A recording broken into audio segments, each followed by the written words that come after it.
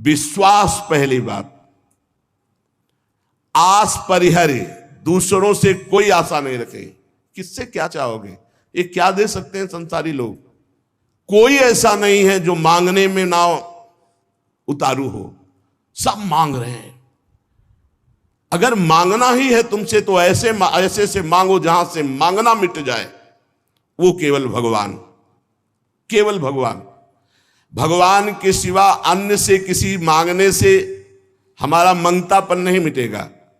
पीछे एक दिन चर्चा में आया था कि यदि जांचना ही है तो जानकी नाथ से जांचो, जिससे जांचने के बाद जाचकता जर जाए, मांगना मिट जाए। पहला, विश्वास करो तुम्हारे ऊपर भगवान की विशेष कृपा है। दूसरा, हमें कभी किसी से मांगना नहीं, अगर मांगना है तो सिर्फ भगवान से। तीसरा, निरंतर हमें नाम जप करना है। ये बहुत बड़ी बात तीन है। भगवान पर दृढ़ विश्वास, अन्य किसी का आशा भरोसा नहीं, और निरंतर नाम जप। तो कह रहे बिनु श्रम तरई भवनाथ सो समराम है। अन्य कोई साधन का श्रम नहीं, उसे निश्चित भगवत प्राप्ति हो जाएगी। भगवान पर विश्वास रखकर नित्य स्मरण करने का हमें प्रयत्न करना है, प्रयत्न करना है। जितनी हमें सामर्थ्य दी है उतना हमें करना है। आगे की बात भगवान संभाल लेंगे, पक्का समझ लो। घंटों आप संसार की वार्ता कर सकते हो, घंटों घंटों आप संसार के दृश्य देख सकते हो। जैसे 3 घंटे 2.5 घंटे की फिल्म है, आपका बिल्कुल मन नहीं भागेगा। लेकिन 2.5 घंटे बैठकर माला जपो, फिर देख लो क्या दुर्दशा करता है मन, परेशान कर देगा आपको। बस यही, क्योंकि जब 3 घंटे फिल्म देखता है तो सब कुछ कवर कर रहा है प्रपंच, अनजाने में सीसीटीवी की तरह।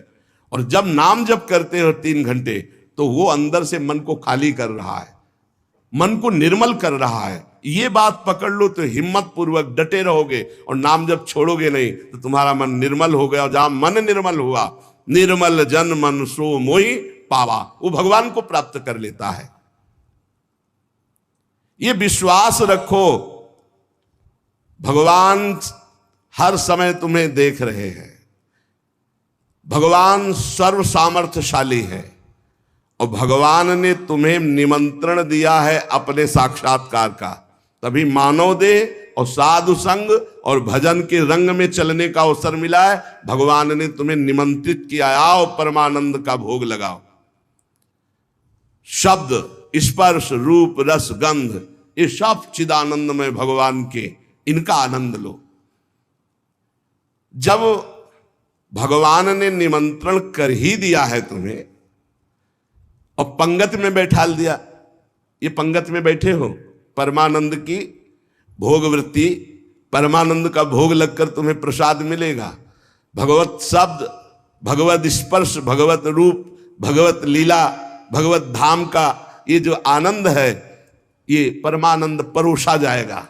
आप पंगत में बैठ गए। कोई धर्मात्मा पुरुष जब तुम्हें पंगत में बैठालता है, पत्तल दोना डाल देता है, तो इसके बाद तुम्हें उबने की जरूरत नहीं, सामान भी आएगा। वो ऐसा कंजूस नहीं कि पत्तल दोना डाल के उठा दे और भगा दे। तो भगवान ने तुम्हें बुलाया, वृंदावन आए, सत्संग सुनाया, अपने मार्ग में चलने का उत्साह दिया। तो भगवदानंद की प्राप्ति भी उन्हीं की कृपा से होगी, तुम चिंता मत करो। एक और तुम्हें बात बता दें खास, यदि भगवान के आश्रित हो गए हो, अंदर से दृढ़ भरोसा भगवान का, और निरंतर भजन भी नहीं होता, तो आपको निरंतर भजन का ही फल मिलेगा। जैसे कोई आदमी लेबर को लिवा लावे, आओ भाई शाम तक के कितने लोग हैं? बोले 500 रुपये। हाँ बैठ जाओ, यहाँ बैठ जाओ, हम आपको काम बताएंगे। और शाम तक उसने कोई काम नहीं करवाया, तो बोले उसको 500 रुपया देना पड़ेगा कि नहीं देना पड़ेगा? पक्का देना पड़ेगा ना। तो भगवान को भगवत प्राप्ति करानी पड़ेगी। बुलाया है हमको, श्री राधिका कृपा बिनु सबके मनन अगम में श्री जी ने वृंदावन बुलाया। जिनको वृंदा विपिन है कृपा ते नहीं की हुए, तभी तो यहां आ पाओगे।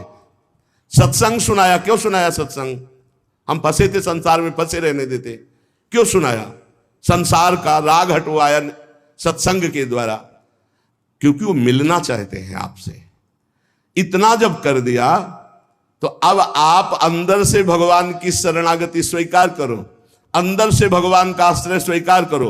भजन की कमी भी होगी तो भी भगवत प्राप्ति हो जाएगी। जैसे वो 8 घंटा काम करने वाले को 500 मिलते हैं, पर वो काम नहीं करवाया, 8 घंटा बैठाले रहा, तो बैठाले रहने के 500 रुपया उसको देने पड़ेंगे, कानूनी देने पड़ेंगे। ऐसे ही भगवान को भगवत प्राप्ति करानी पड़ेगी। काहू के बल भजन को, काहू के आचार और व्यास भरोसे कुंवर के सुवत पाँव। आपने बुलाया है हमको, अगर आप ना घसीटते तो हम जैसे थे संसार में, देखो संसार में अपने आप में सब रमे हैं, वैसे ही हम भी रमे थे। आपने घसीटा, जब आपने घसीटा तो भगवत प्राप्ति आपको करानी ही पड़ेगी। ये हमको कहने की जरूरत नहीं, वो सत्य सच्चिदानंद है, वो करवा ही देंगे।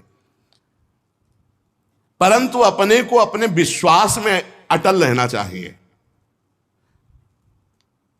कल एक साधक प्रश्न कर रहे थे कि कई वर्ष नाम जप करते हो गए, अभी विकार नहीं गए, तुम कई वर्ष की बात करते हो, 2-4 वर्ष की बात करते हो। जब तक भगवत प्राप्ति नहीं हो जाती तो ये विकार धीरे धीरे कम होते हुए चिंगारी रहते हैं, खत्म नहीं हो जाते। ध्यान रखना है, हम पूरी बात अपने अनुभव की कह रहे हैं। ये चिंगारी रहते हैं, छोटे छोटे बिंदु, और अगर फूस मिल जाए तो चिंगारी को ज्वाला बनने में देर नहीं लगती। भ्रम में मत रहना, बिना भगवत साक्षात्कार के निर्विकार स्थिति नहीं होती। निर्विकारता दिखाई देती है, पर रहते हैं विकार छोटे छोटे बिंदुओं में, और जहां उसको संयोग मिला तो सिंधु होने में देर नहीं लगती। इसलिए आजीवन सावधान। भगवत प्राप्ति के लिए अन्न जल त्यागने की आवश्यकता नहीं है। बहुत बड़े महापुरुषों के वचन ध्यान से सुनना। अन्न जल का त्याग कर देने से भगवान के दर्शन नहीं हो सकते।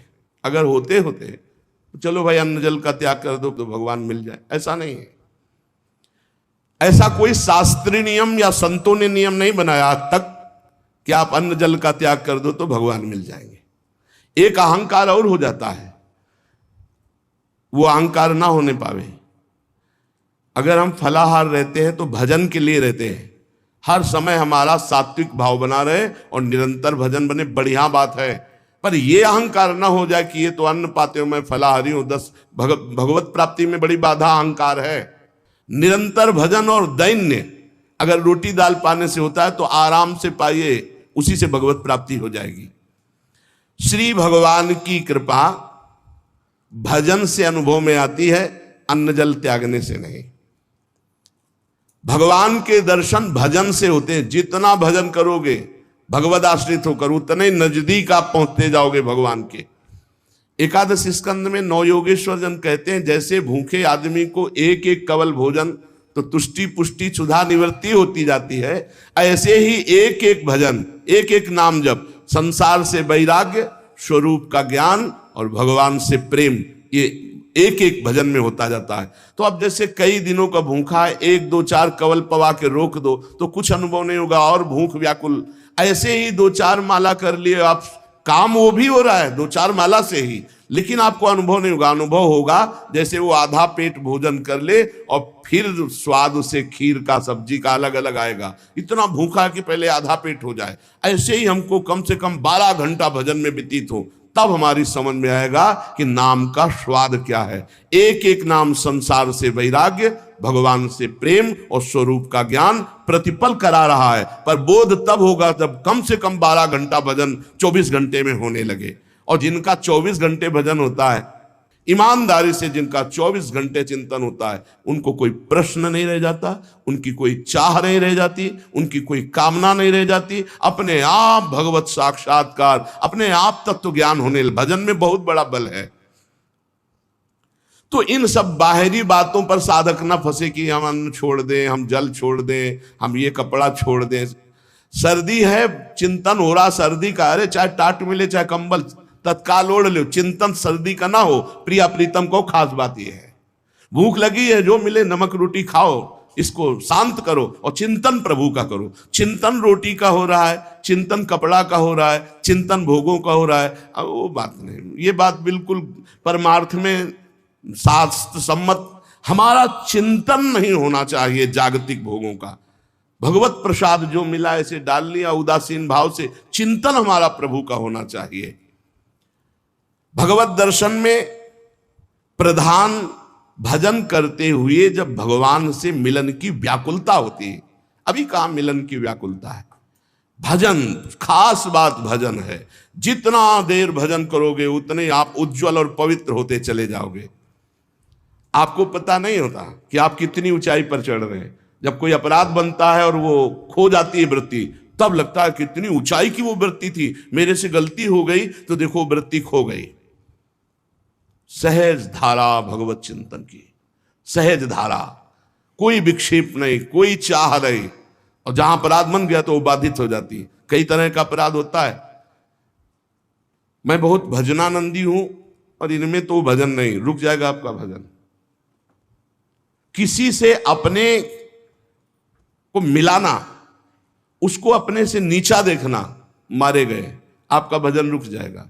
किसी की निंदा कर देना, किसी के ऐसी चेष्टा करना कि उसके भजन करने वाले हृदय में दुख पहुंच गया, अब आपका भजन अवरुद्ध हो जाएगा। ना कोई चेष्टा, ना कोई निंदा और ना कोई मिलान किसी से करना है। हर समय देखना है हमारे ऊपर भगवान की विशुद्ध कृपा है, सब संतों की कृपा है, चराचर जगत की हमारे ऊपर कृपा है, सब श्रेष्ठ है, हम सबसे लघु। अब भजन आपका निरंतर चलेगा। अनन्य भजन में ना तन की शुद्धि रह जाए और ना मन की शुद्धि रह जाए। मन भी बेशुद्ध हो जाता है। अभी हमारा मन नहीं लगता तो मन की शुद्धि है, भजन की नहीं, ध्यान रखना। बैठे हो, शरीर में पीड़ा हो रही, अभी तन की शुद्धि है, भजन की। जब भजन में आएगी तो तन मन डारे खोए, लगन लगन सब कोई कहे, लगन कहावे सोए, जा लगन में तन मन डारे खोए। ऐसा भजन चल रहा है कि मन भी पंग हो गया, तन की भी शुद्धि नहीं। यह है भगवत साक्षात्कार के लिए। जानबूझकर हठपूर्वक अन्न, वस्त्र आदि आदि जो शरीर निर्वाह के लिए इनको छोड़ना बड़ा हानिकारक है। शरीर को स्वस्थ रखना भजन के लिए बहुत आवश्यक है। आपका शरीर स्वस्थ है, आप आराम से 2-4 घंटे आसन में शांत बैठकर मन को परमात्मा में लगा सकते हैं। अब आज कलयुगी शरीर ऐसे हो रहे हैं, नौजवान आदमी ब्लड प्रेशर, शुगर, क्या क्या परेशानियां। भजन कर लो, आगे और समय ऐसा आने वाला है भजन के लिए अवसर नहीं। जानबूझकर हठपूर्वक अगर आपको सुविधा सामग्री मिल रही शरीर रक्षा के लिए तो उनका त्याग ना करो। इसके त्याग से कुछ नहीं होता। अब शरीर, ये सब अनुभव की बात है। शरीर उघार, सर्दी में शरीर कांप रहा है तो चिंतन तो जा रहा है ना सर्दी का। अरे जैसा भी टाट पट्टी कंबल जो भी मिले शरीर में डाल लो, अब चिंतन प्रिया प्रीतम को रहे। ये खास बात है, ये बहुत समय के बाद समझ में आती, नहीं तो अहंकार बना रहता है। स्वेटर कंबल के त्यागी हो, चिंतन सर्दी का हो रहा है, प्रिया प्रीतम का चिंतन करना है, परमात्मा का चिंतन कर। खास बात है, चिंतन नहीं छूटना चाहिए तो तुम्हारा त्याग सार्थक, और अगर चिंतन छूट गया तो त्याग की, और चिंतन ही बदल जाता है। प्रभु का चिंतन न रहकर शरीर का चिंतन होने लगता है। इसीलिए प्रेमी जनों को आप देखिए, वो वैराग्य प्रधान नहीं, अनुराग प्रधान होते, इसीलिए उनको पहचानना बड़ा कठिन। अखंड चिंतन निरंतर चले, और जैसी स्थिति में शरीर को प्रभु रख रहे हैं वैसी स्थिति, शरीर ही से राग खत्म। आप निरंतर भजन करें, भगवान के दर्शन की भी मांग ना करें तो भी भगवान को दर्शन देना ही होगा, अपने आप देना होगा। आप पुकारें, आप भजन करें। भगवान दर्शन किसको कब और किस साधना से देते हैं, आज तक कोई नियम नहीं है, कोई नियम नहीं। वो कहो अभी आपको दर्शन दे दे, उनके लिए क्या है।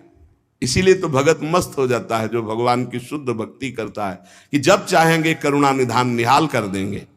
प्रभु के लिए कोई नियम नहीं है। भगवान जब जहां जिसके ऊपर कृपा करे, बहुत भगवान कृपालु हैं, और आज तक जिनको मिले हैं वो बहुत सरल सहज स्वभाव वालों को मिले। ये जितनी बुद्धि लगाने वाले लोग हैं इनको बहुत दौड़ना पड़ता है, और जो सहज सरल होते हैं भगवान उनको मिल जाते हैं।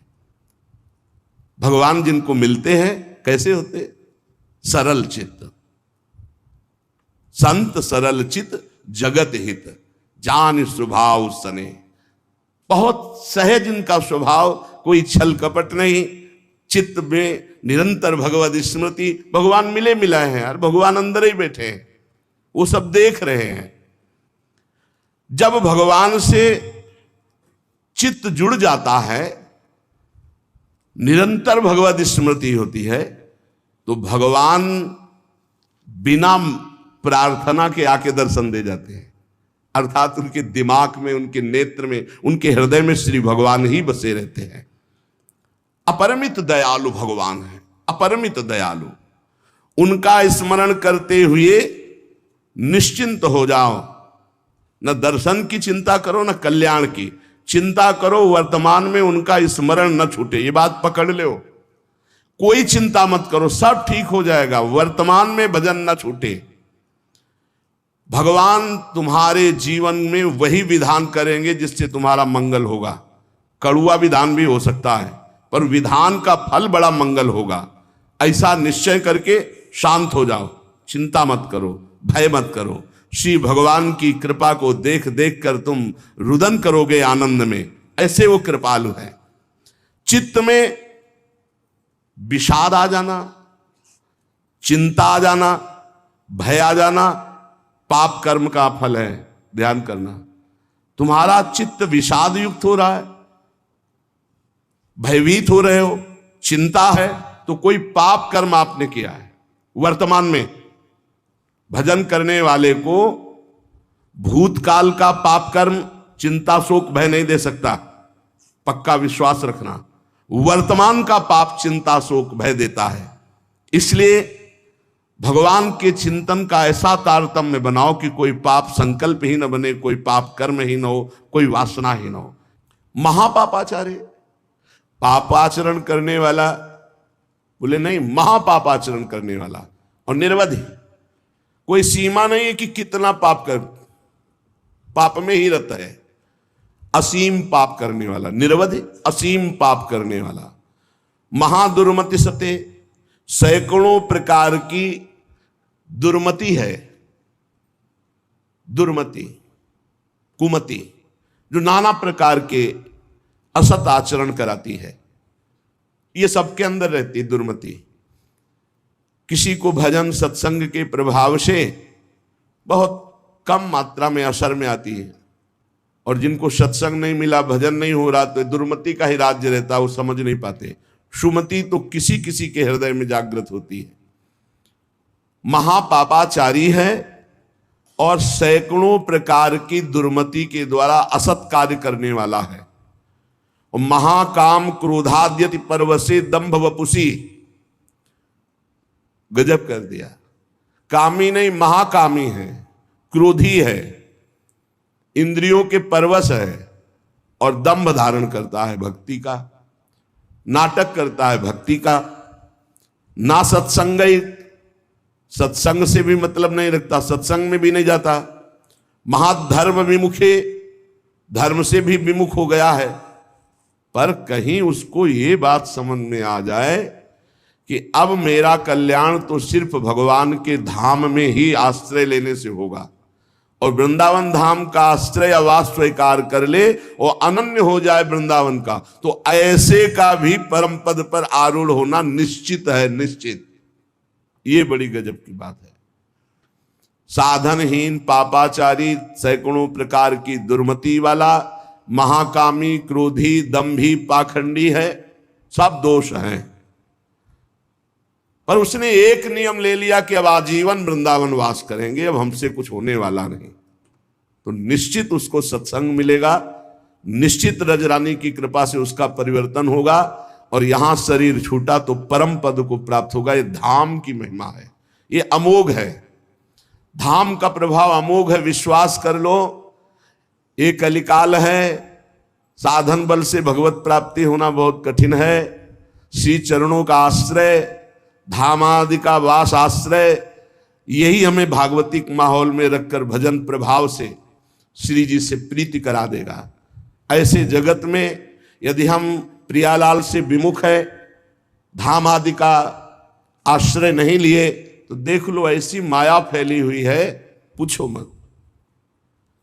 श्री विग्रह भगवान के अर्चा अवतार के सामने सर झुकाना, संतों के सामने सर झुकाना, गुरु के सामने सर झुकाना, माता पिता के सामने सर झुकाना, ये तो हमारे सनातन धर्म की बहुत प्राथमिक स्थिति है, नहीं रह गई।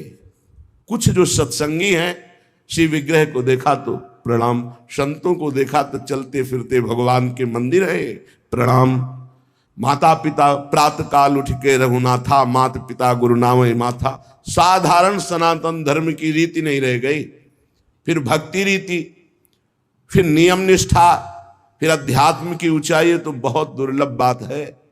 कैसा भी व्यक्ति क्यों न हो, अगर भगवत प्राप्ति करना चाहता है तो ना धामवास हो पावे तो एक दो दिन के लिए, महीना दो महीना में जरूर आ जाओ।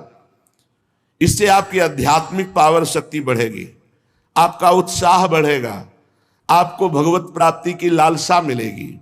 श्रीपाद कह रहे अत्यंतोद्धत-धावदिंद्रिय गणो या सर्वदा असत्पथे वे कस्मिन् निमिषे पिना स्मृत महानंदाब्धिराधा प्रियः सद्धर्मैः सदुपासनैर्विरहितस् त्यक्तोऽखिलैः सद्गुणैर् हा हा सोहम नल्पमोह उपयाम्येकं तु वृंदावनम। हा हा, ऐसे का कैसे कल्याण हो सकता है। अत्यंतोद्धत धावत इंद्रिय गणों, बड़ी उद्धत होकर प्रचंड बलवान इंद्रियां और मन ये भोगों में भाग रहे हैं। सब कोई देख लो, बहुत धोखेबाज हैं, दोस्ती का वादा करके दुश्मनी का काम करते हैं। पहले हमें सिखाते हैं कि देखो इसमें बड़ा सुख है, अगर ये वस्तु, ये व्यक्ति, ये स्थान, इसका संयोग प्राप्त कर लो, इसे भोग लो, तुम सुखी हो जाओगे।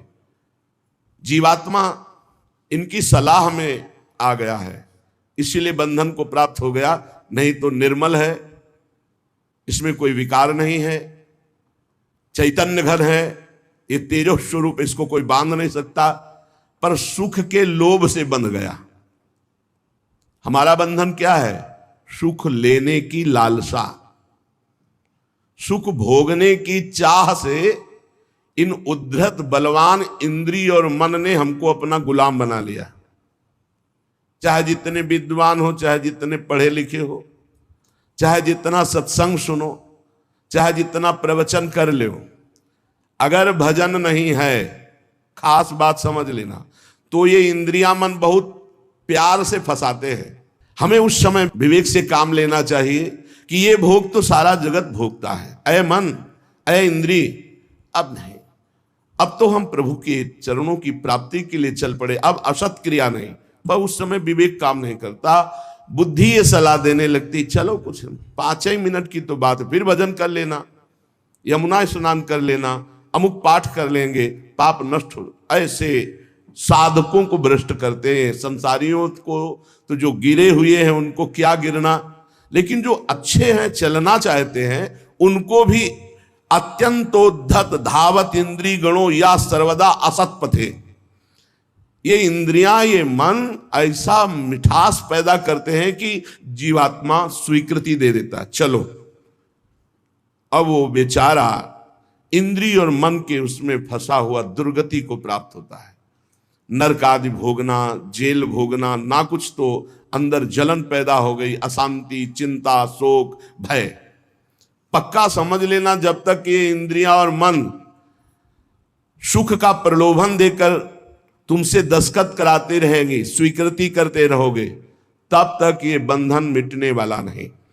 श्रीपाद कह रहे हा हा सोह मनल्प मोहा, अर्थात बहुत बड़ा मोह हमारे अंदर है, छोटा नहीं है। क्या? हम इंद्रिय और मन की सलाह में आ जाते हैं। हम सब बड़ी सलाह बुद्धि देती है फंसने की, निकलने की सलाह नहीं देती। बहुत बार हो चुका, आपकी बार नहीं, अब नहीं, ऐसा नहीं, बार बार। इसे तृष्णा कहते हैं। भोगे हुए भोग को पुनः भोगने की इच्छा का नाम तृष्णा है। ये तृष्णा पापिनी बार बार पाप कराती है। एकस्मिन निमिषेपि ना स्मृत महानंदाब्धि राधा प्रिया। राधा प्रिय, राधा वल्लभ लाल का एक पलक झपकने के लिए भी एकाग्र होकर ये स्मरण के लिए राजी नहीं है। ध्यान देना, सोचो कि स्वाभाविक ये भजन करेंगे तो इनके बस की बात नहीं, इंद्रिय और मन की। ये स्वाभाविक विषयों में तुम्हें फंसाएंगी। एक निमिष कहते हैं पलक झपकने को। एकस्मिन निमिषेपि ना स्मृत महा आनंद राधा प्रिया। महा आनंद प्रदान करने वाले राधा रमण जो राधा वल्लभ लाल, राधा बांके बिहारी का एक पलक झपकने के समय को भी ये प्यार से स्मरण करने के लिए राजी नहीं है। इनको जबरदस्ती भजन कराना पड़ेगा। ये जो कहते हैं मेरा भजन में मन नहीं, कोई सिद्ध हो गए क्या तुम्हारा भजन में मन लगेगा? साधक को जबरदस्ती भजन कराना है। इस जबान से राधा राधा वल्लभ श्री हरिवंश, राधा वल्लभ श्री हरिवंश, तो हृदय में भी प्रकाश ज्ञान का और बाहर सुख वैभव भी मिलेगा। यही परलोक सकल सुख पावत, मेरी सो भैया कृष्ण गुण संचु। सद्धर्मई सदुपासनैर विरहित त्यक्तोखिलै सदगुणै। सद्धर्म का त्याग, सद उपासना का त्याग, अखिल सदगुणों से युक्त जो महात्मा जन है उनका संग त्याग। ये महामुग्ध होकर के भोगों में लगा हुआ इंद्रिय मन एक निमिष के लिए भी राधा वल्लभ लाल के चरणों का चिंतन नहीं करता। हा हा, हाय हाय क्या होगा मेरे जीवन का। उपयाम्येकम तु वृंदावनम। अब मैंने समझ लिया कि अब मेरा एकमात्र परम कल्याण, उद्धार, मंगल सीधाम वृंदावन करेगा। तो मैं आजीवन वृंदावन वास का नियम लेता हूं कि अब मेरे से तो कुछ बनने वाला नहीं। अपने शरीर को इसी धाम में रखूंगा और इसी रज में धूल धूसरित होकर प्राण त्याग दूंगा, तो भगवत प्राप्ति हो जाएगी, पक्का भगवत प्राप्ति हो जाएगी। धाम में आजीवन वास से भगवत प्राप्ति। अब ये जो बीच की यात्रा है ये समझना होगा, नहीं कहीं भ्रम ना हो जाए कि हम धामवास करें और खूब मनमानी कुमार्गामी प्रवृत्तियों के आचरण करें। देखो ये धाम सुरक्षित है दैवी शक्तियों से।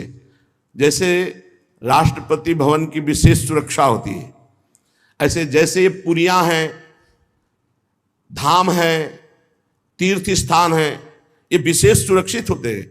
इनमें जो उद्दंडता करता है, पापी पापाचरण करता है, उनको विशेष दंड दिया जाता है, ध्यान रखना।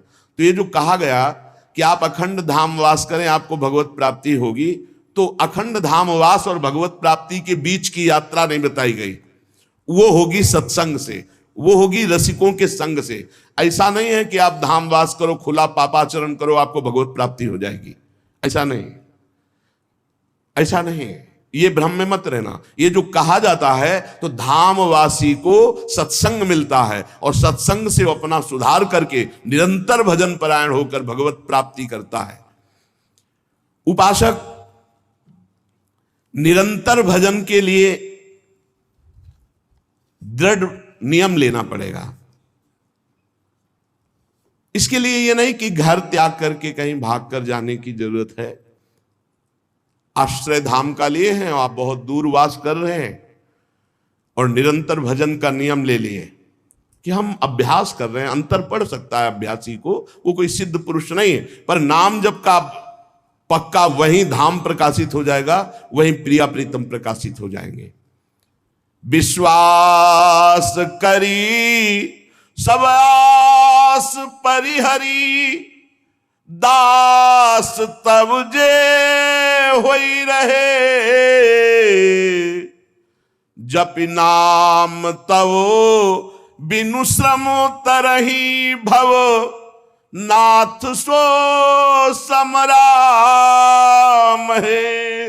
बहुत जोर की बात गोस्वामी जी कह रहे हैं। जो आप पर विश्वास करके सबकी आशा का त्याग करके आपके चरणों के दास हो गए, और रात दिन आपका नाम जप कर रहे हैं तो बिना प्रयास के कोई संसार समुद्र से पार हो जाएंगे और कोई साधन करने की जरूरत नहीं।